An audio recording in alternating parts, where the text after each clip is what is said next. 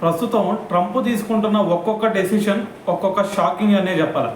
ఎందుకంటే ఇప్పుడు కొంతమంది స్టూడెంట్స్ని ఆపాలని చెప్పేసి, దాని తర్వాత ఎవరైతే జాబ్ హోల్డర్స్ ఉంటారో వాళ్ళు అమెరికాకి రాకుండా చేయాలని చెప్పేసి, సో ఇంకొంతమంది ఇది టూరిస్టుల లాగా వెళ్తూ ఉంటారు కదా, B1 B2 వీసాల మీద. సో కొంతమంది వ్యాపారాలు అని చెప్పేసి, సో ఇలా ఎవరైతే వెళ్తూ ఉన్నారో ఒక 2 నెలలు 3 నెలలు ఉంటామని చెప్పేసి, సో దాని తర్వాత వాళ్ళు ఒక 6 నెలలు అంతకంటే ఎక్కువ కూడా అక్కడ ఉండిపోతున్నారు.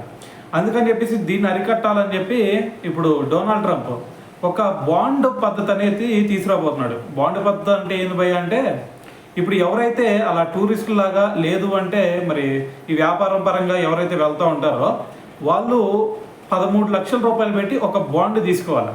మరి వాళ్ళు వెళ్ళేటప్పుడు ఇన్ని నెలలు ఉంటాం అని చెప్పేసి వెళ్తూ ఉంటారు కదా, సో దానికి కనుక వాళ్ళు మించి అక్కడ ఉన్నారనుకోండి యూఎస్ఏలో, అప్పుడు ఆ 13 లక్షల రూపాయల బాండ్ వాళ్ళు తీసేసుకుంటారు. దాని లోపల కనుక వచ్చారు అంటే ఆటోమేటిక్గా ఆ బాండ్లన్నీ వాళ్ళకి ఇచ్చేస్తారనమాట. సో ఇప్పుడు తీసుకోబోతున్న డెసిషన్ అయితే ఇది.